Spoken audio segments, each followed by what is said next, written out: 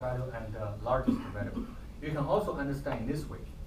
If you want to find these two numbers for y, essentially you want this region to be bounded by two horizontal lines. Okay? So these two are the horizontal lines to be bound this region right here. So I need a 0 and 8. All right? So these are the two lines bounding through. Then I ask you, with respect to this region, which curve is to the left, which curve is to right? A lot of people got confused here. This is the curve to left of the region, and this is the curve to the right. Am I right? Do you agree with me? Okay. This is to the left, this is to the right. As long as you pass through the driving test, it has to list to know which one is left or right, right? So left and the right. So I need two functions for this guy. This function is given by x equals 0. When you find this left function and the right function, they're all written down in x equals something, right? So this is x equals 0. The right function is related to this equation at least, right? But I need to write down it as x equals something. So the only thing I need to do is to transform this equation into a function of y, right? So I'm solving for x. So this is going to be equal to minus 1/2 plus 4, am I right? Yeah. What? Yep, that's the thing. So this is going to be x equals minus 1/2 y plus 4. So usually when you transform all this information into from y simple to x simple, sketch the curve is extremely helpful. But again, you don't have to spend too much time to draw your curve. Okay, you don't have to spend too much time drawing a curve to make it super precise. As long as you can tell what they are, that's good enough. So it's going to be between 0 and minus 1/2 y plus 4. Okay. So questions. So we're going to do another problem, and then I'll give you one more example so that we can see it is quite necessary to do this interchanging order.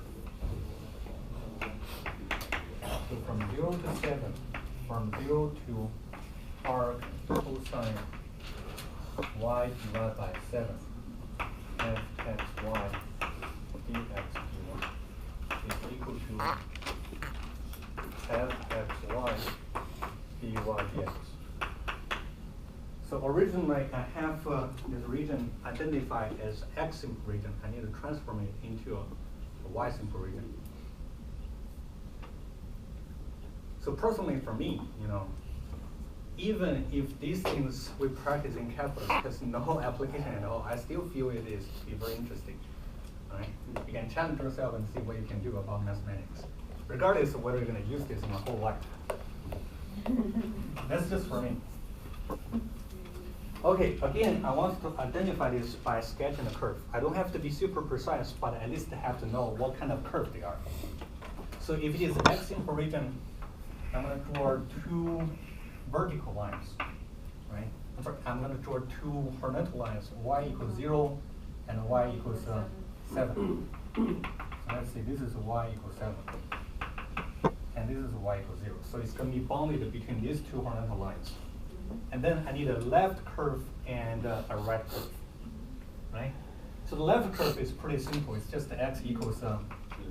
They're both x equals something, right? So x equals 0 is the y-axis right here. So this is the curve to the left. The right curve is slightly more complicated. So I need to identify x is equal to arc cosine y divided by 7. I want to draw this thing. Okay, so we learned about the arc cosine function. We can go back and check what the curve looks like. However, since we're dealing with the rules of x, y here, I can simply change this function into y equals divided by 7 is equal to cosine x, all right? So y is equal to 7 cosine x. So I want to see what the curve looks like in this equation. It's equivalent of saying what the curve look like for this equation. Are you with me? And also, since we're switching the rule for x to y, eventually I need to solve for x. Doing this is gonna be useful sooner or later. Are you with me? I have to transform it back into y simple region, so I need two functions for y. So I have to solve for y, one way or the other, right? So I'm drawing this curve. This curve is a cosine curve beginning from 0, 7, right? So when x equals 0, y equals 7. So it begins from this point, and it is going to decrease up to this one, okay? So one slight problem here is when I do this changing of the rules of x to y, here I don't have any restriction for y, right? Here I don't have any restriction for y. For cosine function, you can plug in x for any value you want, right? But for arc cosine function, there is a restriction for y. If y is between 0 and 7, y divided by 7 is between 0 and 1, all right? The cosine function x has to be between minus pi half and pi half, all right? So cosine value, so arc cosine value, you can remember it is always between pi half and minus pi half. So this is the restriction for arc cosine function. In particular, if y is between 0 and 7, so this input is between 0 and 1, but x is always between 0 and pi half, right? Essentially, our cosine function, you can understand this as an angle, right? So you're looking for an angle which has the value between 0 and 1. Essentially, you're looking for the angle between 0 and pi half. So I have to end up with x equals pi half right here. Okay, so this is the curve to the left, this is the curve to the right, and then it is exactly right here. So this is the intermediate region. Okay, this is the intermediate region. Questions? Okay, so if this is the intermediate region, I want to rewrite it as a y simple region, which means I need two numbers for x and two functions for y. Okay. So two functions for two numbers for x is going to be the smallest number and the largest number for x. Okay, so they're naturally from 0 to pi half. So it's going to be from 0 to pi half. And I need a lower function and an upper function. So lower function is going to be y equals 0. Y equals 0. And the upper function is exactly this cosine curve, which we already saw for y. It's going to be 7 cosine 1. Okay. So from this simple example, you probably already observed the necessity and the importance to be able to transform between these two types of regions. If you don't like this arc or cosine function, you can transform this to a different type where you can only deal with a cosine function. All right? So you can throw away some functions you don't like in the intermediate region as well. Okay? So I want to practice one more question. So here is the big thing I want to talk about this double integral and triple integral. Usually in the derivative part, it's easier in the following sense. If you can follow what I'm doing on board, usually it's pretty easy to do by yourself after class, because the derivatives are just a single variable derivatives. Doesn't really require too much. For double integrals and the triple integral in the future, you have to practice. Okay, you have to practice after lectures, even if you can follow me with no problem at all in lectures. You have to be able to do this by yourself. How to identify the region, how to see all the left, right, upper, and the lower. Okay, so this requires practice. So this is the example on the practice.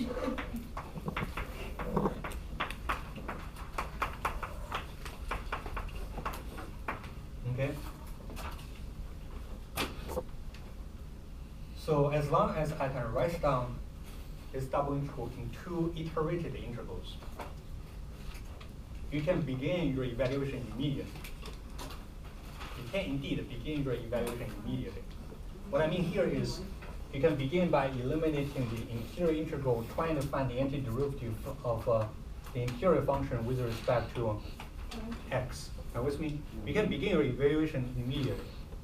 But when you try to do that, you need to find the antiderivative of x squared e to xy with respect to x. It's not easy. All right? It's not easy to find the antiderivative if x is the variable here. You can try to do that. In fact, you can find the antiderivative. It's just not easy. However, one big hint here is if this thing x is constant, y is the only variable, I can easily find the antiderivative here. Are you with me? If x is constant, this thing does not really matter in finding the antiderivative. So y is the only variable here, so it will be pretty easy to find the antiderivative. So that's the reason why we have to be able to do this. Because for some integrals, you don't want to see this in the boundary functions. In some integrals, finding the antiderivative is quite challenging for one of the variables. Okay? So I needed to transform this from x simple to y simple. Again, sketch the region first. This will help you a lot. X is bounded between 0 and 2. I'm sorry, y is bounded between 0 and 2, so I need two numbers for y here. X is bounded by x equals 2 in the right and x equals y in the left. All right? So x equals 2 is on the right. X equals y is on the left. So this is a straight line passing through 0, 0. Okay? Okay. So the reason we have to be very clear about left and right is, as I said, if you have several curves, you cut through the region into different pieces, you have to be very clear which region it is.